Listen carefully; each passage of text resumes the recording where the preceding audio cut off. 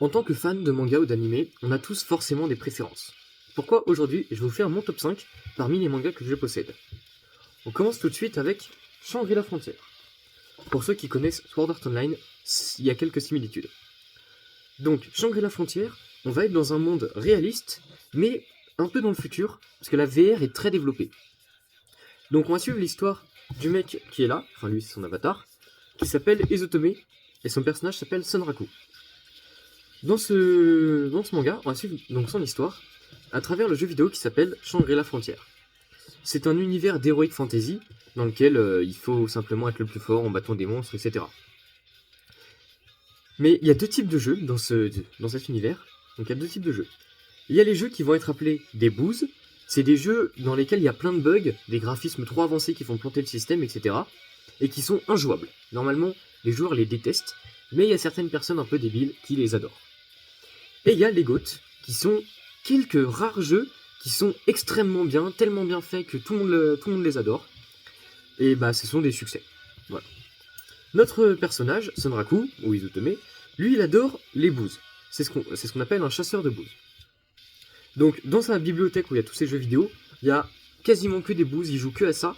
Et son kiff à lui, c'est de réussir à les finir malgré tous les bugs et les trucs qui les rendent impossibles normalement. Donc il est vraiment très fort. Et s'il réussit à finir des jeux hyper compliqués et quand il y a des bugs, dites-vous que quand il va se lancer sur un jeu entre guillemets normal, c'est-à-dire sans aucun bug, il va être incroyablement puissant. C'est le cas dans ce manga, donc il va se lancer dans le jeu qui s'appelle Shangri-La Frontière, qui est un GOAT, et rapidement il va gravir les échelons à une vitesse astronomique.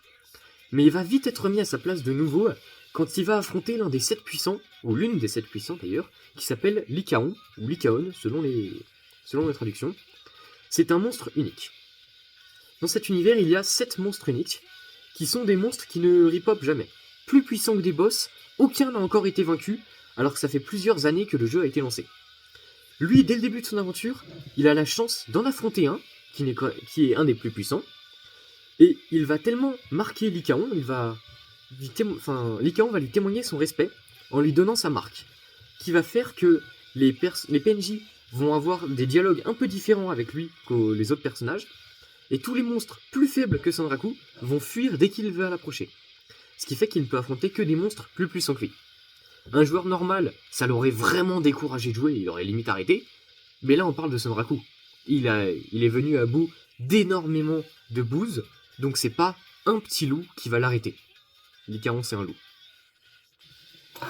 C'est tout pour ce premier manga. On passe au deuxième. C'est un classique. Normalement, je n'ai pas besoin de le présenter, mais je vais quand même le faire. Donc, le deuxième manga, c'est l'Attaque des Titans. C'est peut-être pas la couverture que vous connaissez, parce que c'est une édition anniversaire un peu spéciale qu'on va faire. C'est pas grave. Donc, dans l'Attaque des Titans, on va suivre l'histoire de 3 amis principalement, qui s'appellent Eren, Mikasa et Armin. On est dans un monde pas médiéval fantastique, mais presque. Enfin, médiéval parce qu'il y a peu de technologie, et fantastique parce que les titans ils sont pas là dans le vrai monde. Donc dans cet univers, l'humanité elle est très restreinte, il n'y a pas beaucoup de monde, et ils sont reclus derrière des murs qui les protègent des titans. Donc les titans, c'est des créatures qui mesurent minimum 5 jusqu'à 60 mètres de haut pour le plus grand connu au début, et qui mangent les humains. Donc, dans ce manga, on va suivre l'histoire de 3 amis qui vont, dès le début, se faire attaquer. Je vous spoil rien à chaque fois, si je dis quelque chose, c'est que c'est dit dans les 2 premiers tomes. Donc, leur village va se faire attaquer par des titans, et ils vont donc développer une profonde haine. À partir de là, ils vont vouloir devenir militaires pour venger leur famille et tuer les titans. Mais ce qu'on va vite comprendre, c'est que aucun des 3 n'est normal. Eren, il a un pouvoir très particulier qui va le rendre super puissant pour tuer les titans. Mikasa, c'est juste une bête de guerre en fait. Et Armin est tellement intelligent qu'il va être aussi très précieux pour l'armée. Donc tout au long du manga, on va suivre leurs péripéties quand ils vont affronter différents titans et voir les révélations en fait de leur monde. Parce que l'humanité a été recluse derrière les murs et le gouvernement gardait la raison de tout ça secret. Donc au fur et à mesure quand ils vont sortir des murs pour affronter les titans, ils vont découvrir énormément de choses. Et est-ce que la vérité éclatera un jour? Lisez, et vous le saurez. Je vous laisse l'opening parce qu'il est incroyable.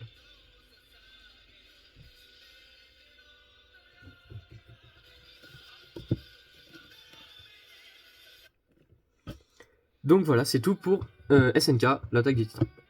Maintenant, le troisième manga, c'est Demon Slayer. Demon Slayer, pareil, un classique qui revient en force ces temps-ci. On va suivre l'histoire de un frère et une sœur, donc qui sont là, Tanjiro et Nezuko. Excusez-moi, j'avais plus les noms. Donc, pareil, dans cet univers, on va suivre le Japon féodal de l'ère de Edo, je crois.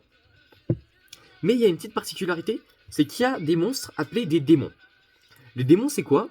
Ce sont des humains qui sont super forts et qui ont été infectés par une maladie. À cause de ça, ils sont sanguinaires et cannibales. Et donc ils ont une force surhumaine et ils peuvent se régénérer. L'histoire de ce manga, ça va être que, toujours au début, la maison de Tanjiro va se faire attaquer et toute sa famille se fait décimer. Sauf lui qui n'était pas là, et sa sœur, Nezuko, qui va devenir un démon. Mais elle est un peu particulière, parce qu'elle n'est pas comme les autres démons. Les autres démons, on s'en fout totalement que vous soyez de leur famille, ils vont vous attaquer direct parce que vous êtes un humain.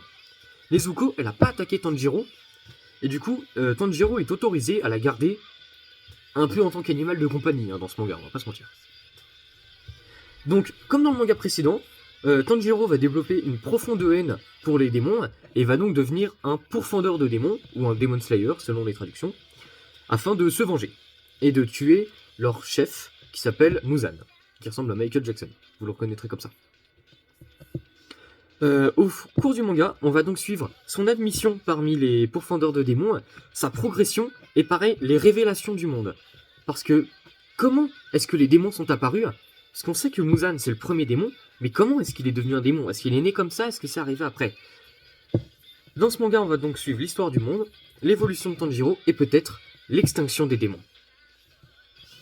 Dans ce manga, on va avoir de l'action, de la drague, et des combats incroyables. Je vous conseille même l'animé plutôt que le manga, parce que l'animation est vraiment incroyable, les openings sont très bien choisis, comme d'habitude c'est l'opening que vous entendez actuellement. Bref, c'est un banger, lisez-le.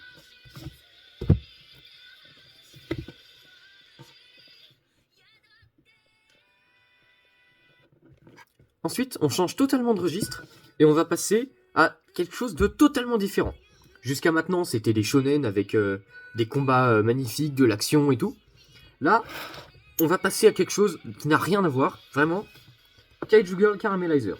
Vous voyez déjà la couverture que c'est pas un shonen, c'est un manga de type shoujo, c'est-à-dire de la romance. Oui, j'aime de tout. Au passage, c'est pas l'opening que vous entendez, c'est une autre musique que j'aime bien, mais parce que je connais pas l'opening. Donc, pour Kaiju Girl Caramelizer, on va suivre l'histoire de cette fille-là, Chloé, qui est atteinte d'une maladie un peu bizarre. En fait, elle a un pouvoir, plutôt une malédiction, qui va la transformer en kaiju, donc en gros monstre, dans le cas présent Godzilla, à peu près, à chaque fois qu'elle aura des émotions fortes. Ça peut être des émotions amoureuses, de l'excitation pour n'importe quoi, de la joie, de la tristesse, de la nourriture, je sais pas quoi. N'importe quelle émotion forte va transformer tout son corps ou des parties de son corps en kaiju. On peut voir sur la couverture qu'elle a ici une main de Godzilla.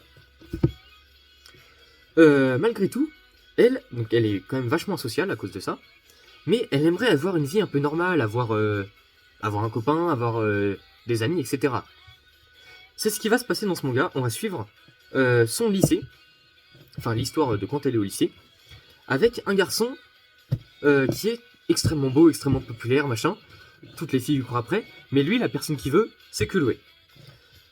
Sauf que Chloé, elle l'aime aussi, et donc à chaque fois qu'ils vont se voir, elle va se transformer, sa main va se transformer en main de Godzilla ou tout son corps, etc. C'est extrêmement compliqué, c'est super drôle de voir leurs aventures et les rendez-vous qu'ils vont avoir aussi, qui sont juste hyper drôles. J'ai pas grand-chose d'autre à dire, mais lisez-le, c'est très drôle, et si vous voulez de la romance, voilà. Le dernier manga, on repart sur une touche un peu humoristique, mais dans un shonen. On part sur Mashle. Alors Mashle, vous en avez peut-être entendu parler pour l'opening mythique qui passe actuellement, ou simplement parce que c'est un énorme plagiat de Harry Potter, au début seulement. Alors, on va suivre un monde de magie, où donc tout le monde a de la magie. Les mages sont reconnaissables grâce à la marque qu'ils ont sur le visage. C'est un simple trait noir. Le plus basique, c'est un trait qui fait comme ça. Il y en a de tout type. Et la magie est déterminée par le nombre de marques. Les plus basiques sont les sorciers à une marque, puis on a les 2 marques qui ont plus de magie, etc. Jusqu'à le plus puissant qui peut en avoir 7, je crois, dans le manga. Donc dans ce manga, on va suivre l'histoire de Mash, le gars qu'on voit sur la couverture, qui n'a pas de magie. Il a une marque, mais en fait c'est une marque artificielle pour simuler la magie. Parce que dans ce monde, toutes les personnes qui n'ont pas de magie sont tuées directement dès la naissance. Pour éviter ça, les parents de Mash l'ont abandonné dès la naissance parce qu'ils ne voulaient pas avoir de problème avec la justice. Donc ils l'ont abandonné et un gars l'a recueilli. Un vieux pépé. Et l'a élevé dans la forêt. Donc Mash vit reclus dans la forêt avec un pépé et il ne connaît rien du monde extérieur. Il ne sait même pas que la magie est obligatoire pour vivre dans ce monde. Son père adoptif, le vieux, pour que Mash puisse se débrouiller, il l'a forcé à faire énormément de muscu, ce qui fait qu'il est super puissant. Vous lui donnez une baguette magique, il va pas s'en servir comme de la magie, il va vous la lancer à la gueule, ça vous transperce le crâne en fait. Vraiment, il est super fort. Et la muscu que son père lui a fait faire, qui était à la base uniquement pour se défendre, va devenir sa plus grande arme. Mais tout va basculer le jour où Mash veut aller s'acheter des choux à la crème en ville. Oui, c'est comme ça que ça va commencer. Donc il va s'acheter des choux à la crème, mais un policier le voit, et remarque qu'il n'a pas de marque, donc que ce n'est pas un mage. La marque ne peut pas disparaître, sauf quand la magie disparaît. Donc si vous n'avez pas de marque, vous êtes tué immédiatement. Mash va rentrer chez lui le plus discrètement possible, mais il va se faire repérer, et toute sa famille, lui et le vieux, vont être arrêtés. Quelqu'un de très haut placé dans la police va alors lui laisser le choix. Soit on vous tue tous les deux direct, soit tu t'inscris dans la meilleure école de magie et tu t'arranges pour être le meilleur élève. On rappelle, Mash n'a pas de pouvoir magique. Je l'ai pas dit, mais il est quand même assez débile. Par exemple, la porte de sa maison, il sait pas s'il doit la tirer ou la pousser, bah il la casse. Voilà, donc il est très con. Et lui, qui n'a pas de magie, doit s'inscrire dans la meilleure école de magie, qui s'appelle Easton, et doit devenir le meilleur élève. Donc forcément, ça va être très compliqué, mais il va le faire. Il va le faire et il va utiliser son intelligence et son feeling, plutôt son feeling d'ailleurs, pour simuler de la magie. Par exemple, il va courir tellement vite qu'il va marcher sur l'eau, et tous les autres croiront à un sortilège, alors que non, c'est juste de la physique, parce qu'il est très rapide. Cherchez pas, il y a 40 lois de la physique qui sont brisées dans ce manga. Pourquoi je dis que c'est un plagiat d'Harry Potter ? On va avoir par exemple, pour l'organisation de l'école, il y a 3 dortoirs, alors certes dans Harry Potter c'est 4, on a 3 dortoirs reliés à des animaux spécifiques à ce monde. Pour être mis dans un dortoir, les premières années sont tous appelés devant tout le reste de l'école pendant qu'ils font un banquet, et ils touchent la corne d'une licorne. D'un squelette licorne plutôt. La licorne va lire dans leurs pensées et choisir le dortoir le plus adapté pour eux.